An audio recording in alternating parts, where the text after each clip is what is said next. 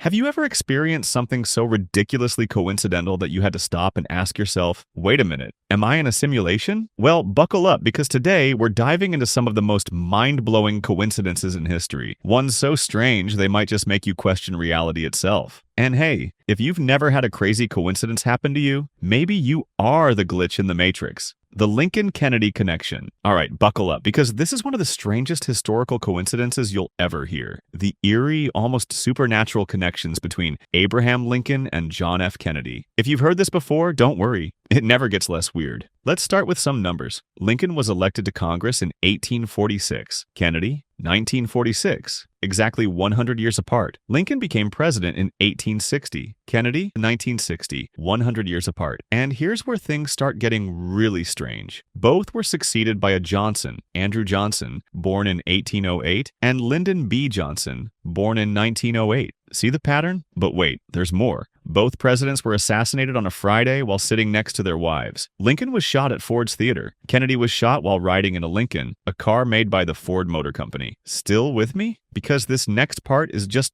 bizarre. Lincoln had a secretary named Kennedy who reportedly warned him not to go to the theater. And Kennedy? He had a secretary named Lincoln who supposedly told him not to go to Dallas. And let's not forget their assassins. John Wilkes Booth and Lee Harvey Oswald. Both were known by their 3 names. Both have 15 letters, and both were killed before they could stand trial. Oh, and here's one last kicker. Lincoln was shot in a theater, and his assassin fled to a warehouse. Kennedy was shot from a warehouse, and his assassin fled to a theater. Coincidence? Maybe. But the deeper you dig, the weirder it gets. Some say this is just a series of random parallels. Others? Well, they wonder if something more mysterious is at play. So, what do you think? Just history playing tricks on us? Or something beyond explanation? The twins who lived identical lives. All right, get ready for a story that will make you question whether free will even exists. This isn't just about twins, this is about 2 lives that seem like they were copy-pasted by the universe itself. In 1979, 2 identical twins separated at birth were reunited for the first time at the age of 39.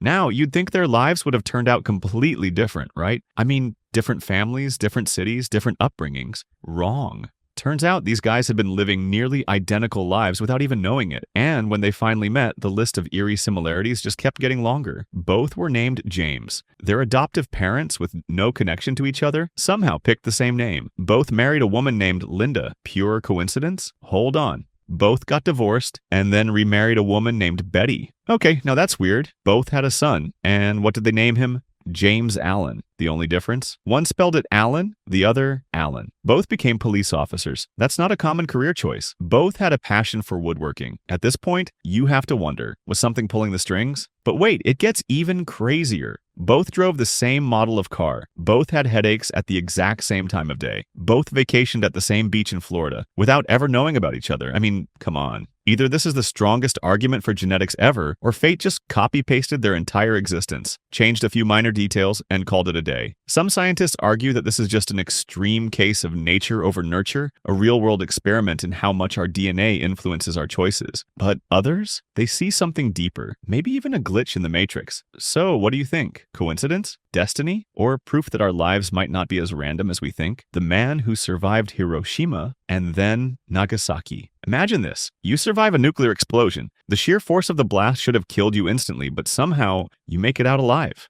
Burned, bruised, and in complete shock, you decide to escape the city and head home, where it's safe. Except 3 days later, another atomic bomb drops, right where you just fled to. Sounds like a movie plot, right? A story so unreal, Hollywood would probably reject it for being too far-fetched. But this isn't fiction. This is Tsutomu Yamaguchi's real-life nightmare. The first bomb, Hiroshima. It was August 6th, 1945, and Yamaguchi, a 29-year-old engineer, was in Hiroshima on a business trip for Mitsubishi. He was just getting ready to leave the city when, at 8:15 a.m., the sky erupted in a blinding flash. The atomic bomb detonated, leveling everything within miles. Yamaguchi was just 3 kilometers from the epicenter. The blast sent him flying, shredding his body with burns and debris. His eardrums ruptured, and his skin melted from his arms, but against all odds, he survived. Dazed and wounded, he spent the night in the ruins of Hiroshima, trying to process the hellscape around him. And then, despite his injuries, he did what anyone would do. He went home.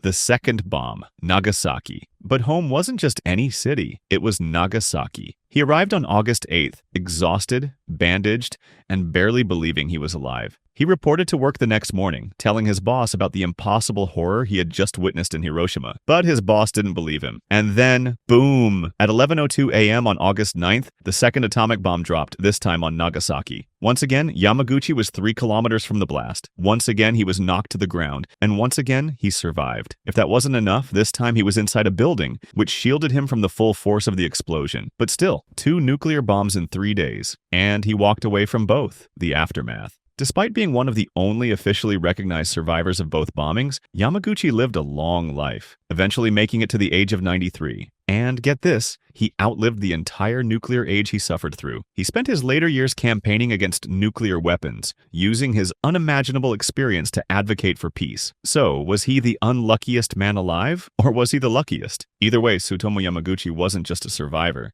The guy was living history, a real-life embodiment of, I lived, bitch. The baby who fell twice on the same man. Alright, here's one that will make you question reality itself. Imagine just walking down the street, minding your own business, when suddenly, boom, a baby falls out of the sky and lands on you. Sounds ridiculous, right? Well, that's exactly what happened to a man named Joseph Figlock in the 1930s. The first baby drop. Figlock was just strolling down a Detroit street when, out of nowhere, a baby fell from a 4th-story window, directly onto him. Now, normally, a fall from that height would be catastrophic, but thanks to Figlock literally breaking the baby's fall, both of them survived with only minor injuries. That alone is bizarre. But it gets even weirder. The second baby drop. Fast forward 1 year later, same city, same street. Figlock is walking in the exact same spot when, boom, another baby falls from a window above. And guess what? It lands right on him. Again. At this point, Figlock must have seriously considered carrying an umbrella, or, I don't know, maybe just staying indoors forever. But miraculously, just like the first time, both he and the baby survived. Again. What are the odds? Think about this. How many things had to line up perfectly for this to happen twice? The right moment, the right angle. The same guy just happening to be there at the exact time of both accidents. The universe either had it out for Figlock, or it made him a human safety net.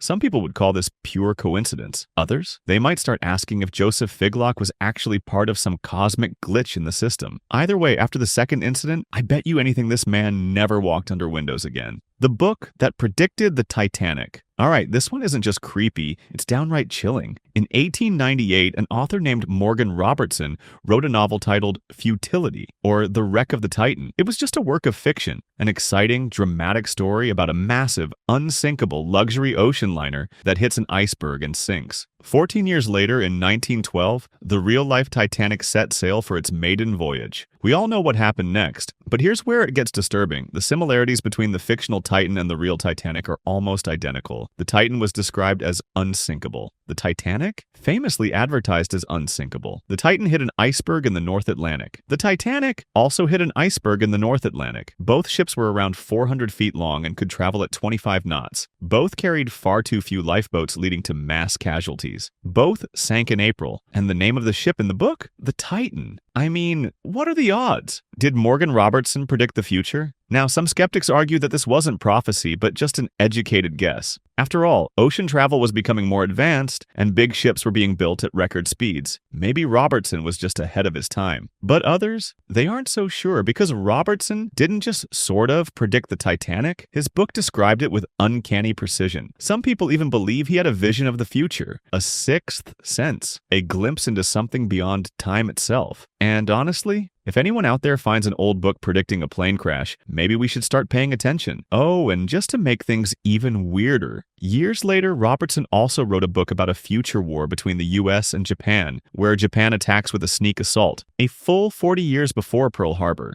So, was he just an imaginative writer? Or did Morgan Robertson somehow know what was coming? So, what do you think? Are these just crazy coincidences? Or is the universe playing some kind of cosmic joke on us? Let me know in the comments which the story blew your mind the most. And hey, if you've ever experienced a weird coincidence yourself, drop it below. I want to hear it. Don't forget to like, subscribe, and hit that notification bell, because we've got plenty more reality-breaking stories coming your way. Until next time, stay curious, and maybe watch out for falling babies. Just saying.